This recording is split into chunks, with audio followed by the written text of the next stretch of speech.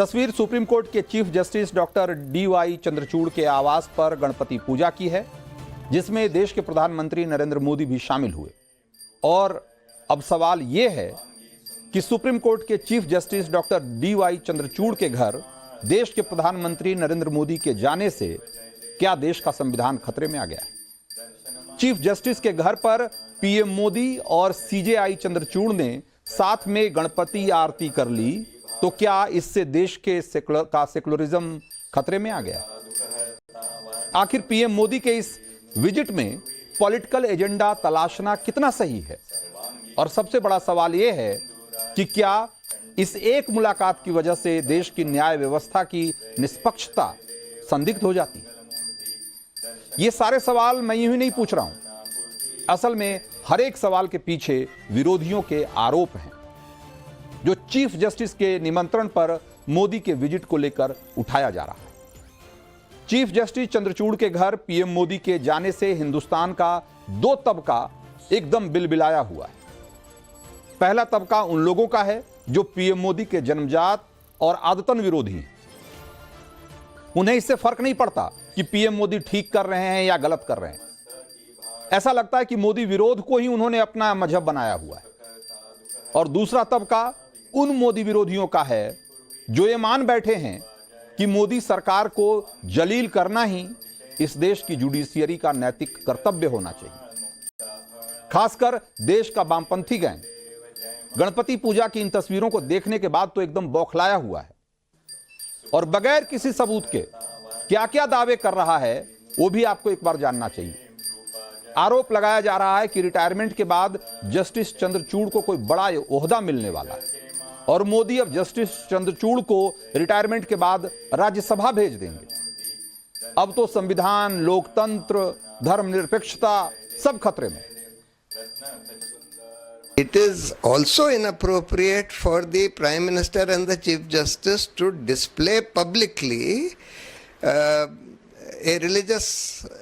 a particular religious function, because the Supreme Court is also supposed to protect secularism. And therefore this was totally inappropriate, and in my view it's a violation of the Code of Conduct for Judges. तो प्रशांत भूषण कानून के जानकार हैं और उनको लगता है कि प्रधानमंत्री मोदी का CJI के घर इस तरीके से जाना, आरती पूजा में भाग लेना और अपनी आस्था का सार्वजनिक प्रदर्शन करना, खास करके CJI के लिए, चीफ जस्टिस के लिए, ये अनुचित है। ये नैतिकता के मानदंड के खिलाफ है। वो उनकी राय हो सकती है, लेकिन सोशल मीडिया पर इन तस्वीरों को लेकर मोदी विरोधी और चंद्रचूड़ विरोधी क्या क्या नैरेटिव गढ़ रहे हैं और ऐसे लोग कितने हैं, आप ये देखेंगे तो हैरान रह जाएंगे। एक से बढ़कर एक दावे किए जा रहे हैं। लेकिन इन लोगों को कुछ और तस्वीरें मैं दिखाना चाहता हूं।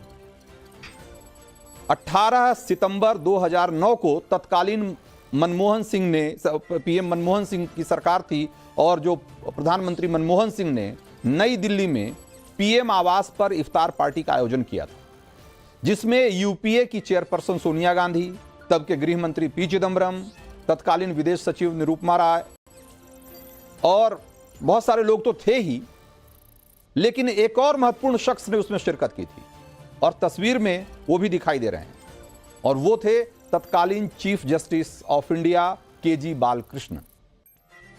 तब तो किसी ने मनमोहन सिंह और KG बालकृष्णन पर आरोप नहीं लगाया था। तब तो हल्ला नहीं मचाया गया था कि इफ्तार में गले मिलकर PM और चीफ जस्टिस ने न्यायपालिका की निष्पक्षता को भंग कर दिया। तब तो किसी ने नहीं कहा कि एक धार्मिक आयोजन में PM और CJI का हिस्सा लेना देश की धर्मनिरपेक्ष सियासत के लिए कोई अच्छी बात नहीं है। और इस तरीके से एक धार्मिक कार्यक्रम में हिस्सा लेकर CJI ने एक इस देश की धर्मनिरपेक्षता का जो उसूल है उसके खिलाफ काम किया है। तब न्यायपालिका और कार्यपालिका के बीच दूरी वाला यह सवाल तो किसी ने नहीं उठाया था। क्या इसलिए कि वो इफ्तार पार्टी थी? और आज यह सवाल क्या सिर्फ इसलिए उठाया जा रहा है कि PM और CJI एक हिंदू त्योहार के मौके पर मिल रहे हैं? ऐसा लग रहा है कि अगर जस्टिस चंद्रचूड़ और पीएम मोदी गणेश पूजा की जगह इफ्तार में मिले होते तो हल्ला मचाने वाले यही लोग उनकी तारीफ में कसीदे गढ़ रहे होते, उसे लोकतंत्र, संविधान और सेकुलरिज्म की खूबसूरती बता रहे होते। प्रधानमंत्री नरेंद्र मोदी हिंदू हैं, चीफ जस्टिस चंद्रचूड़ भी हिंदू हैं और गणपति हिंदुओं का त्योहार है। अगर ये त्योहार दोनों साथ साथ मिलकर मना लिया उन्होंने तो इसमें कौन सी आफत आ गई? संविधान हर किसी को अपना त्योहार मनाने की आजादी देता है। सीजेआई महाराष्ट्र से आते हैं, महाराष्ट्र संस्कृति में गणपति पूजा का एक अपना महत्व है और ऐसे महत्व वाली पूजा में उन्होंने पीएम को अपने घर बुला लिया, उनके साथ आरती कर ली, तो पूरी न्याय व्यवस्था कैसे सवालों के घेरे में आ जाती? सोशल मीडिया पर कई लोग तो यहां तक कह दे रहे हैं कि जरूर किसी मुद्दे पर बड़ी डील हुई होगी। तो ऐसे लोगों को समझना चाहिए कि पीएम मोदी को सीजेआई चंद्रचूड़ से अगर ऐसे मैं कह रहा हूं कि अगर ऐसे किसी मकसद के लिए मिलना ही होता तो गुपचुप मिल लिए होते भाई, दुनिया को भनक तक नहीं लगती। लेकिन यहां तो दोनों कैमरे के सामने मिल रहे हैं, पूजा कर रहे हैं, आरती कर रहे हैं और उसकी वीडियो भी सोशल मीडिया पे पोस्ट कर रहे हैं, दुनिया को बता रहे हैं कि हां हमारी मुलाकात हुई है। तकनीक के इस दौर में जब आज दो आम आदमी भी मिले ना, बातचीत करें या मुलाकात करें तो उसको ट्रैक करना बहुत बहुत मुश्किल है। फिर तो ये तो देश के दो सर्वोच्च पदों पर बैठे हुए लोग हैं, अगर ये मिल भी लेते तो किसी को कानो कान खबर नहीं लगी होती। अगर सेपरेशन ऑफ पावर या किसी डिसीजन को इन्फ्लुएंस करने से रिलेटेड कोई मीटिंग हो तो उसको पब्लिकली नहीं किया जाएगा, उसको बताया नहीं जा सकता है, उसके लिए फेस टाइम है, उसके लिए व्हाट्सएप है, बहुत सी बातें आज के टेक्निकल एडवांसमेंट के युग में हो जाती है। लेकिन कुछ लोगों को ये एक मसला मिल गया, हारे हुए लोगों को एक मसाला मिल गया, तो वो एक मौका मिला तो बोल रहे हैं। लेकिन देश की जनता, जो बुद्धिजीवी समाज है, जो वकील लोग हैं, हमारा जो जुडिशरी, वो जानता है कि इस मीटिंग से किसी न्यायपालिका के किसी फैसले पे असर नहीं पड़ेगा। तो सीजेआई और पीएम मोदी की इस मुलाकात पर सबसे चौंकाने वाली प्रतिक्रिया तो शिवसेना उद्धव ठाकरे गुट की तरफ से आई है। उनके नेता संजय राउत ने तो इस पर सवाल उठा दिया कि महाराष्ट्र सरकार के मामले में सीजेआई की पीठ उनको न्याय दे पाएगी कि नहीं दे पाएगी। अब तो बहुत बड़ा सवाल यह है, एक बार संजय राउत को भी सुनिए। जस्टिस साहब ने एक साथ मिलकर आरती भी उतारी भगवान की।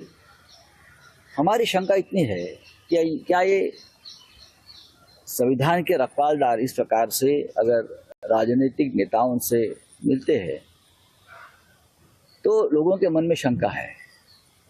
हमारी जो केस है महाराष्ट्र में, जो घटना बाह्य सरकार चल रही है और उसकी सुनवाई चंद्रचूड़ साहब के सामने चल रही है,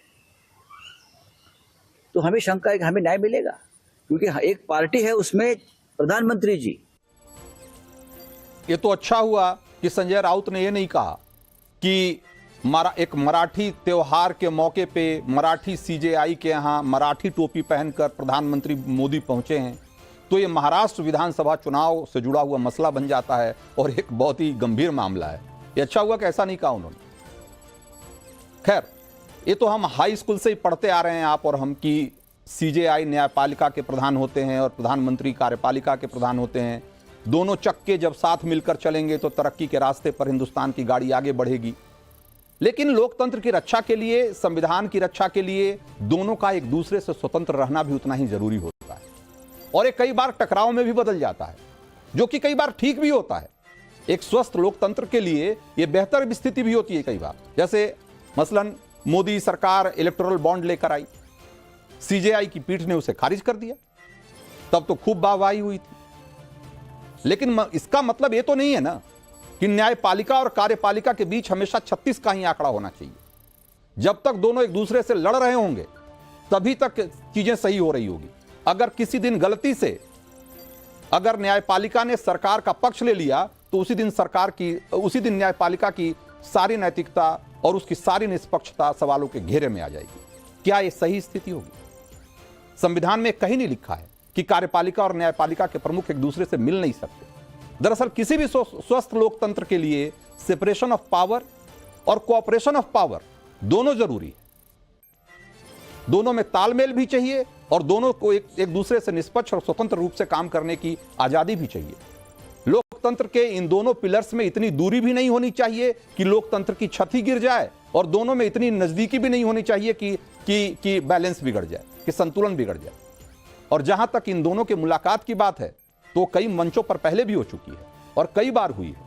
एक बार तो चीफ जस्टिस ने खुद ही बताया था कि जब उन्हें कोविड संक्रमण हुआ था तो पीएम मोदी ने फोन करके आयुष वाले इलाज का सुझाव दिया था और उसी इलाज से जस्टिस चंद्रचूड़ ठीक हो गए थे।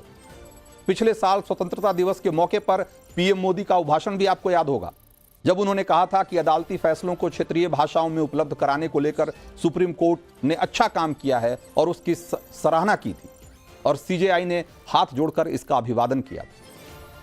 तो विपक्ष, इस देश के विपक्ष को ऐसे छोटे छोटे मौकों पे देश की सर्वोच्च सत्ता है उसको सवालों के घेरे में, कटघरे में खड़ा करने के पहले, उसकी निष्पक्षता पर सवाल खड़े करने से पहले कई बार सोचना चाहिए कि ऐसा करने से भी इस देश का लोकतंत्र कमजोर होता है।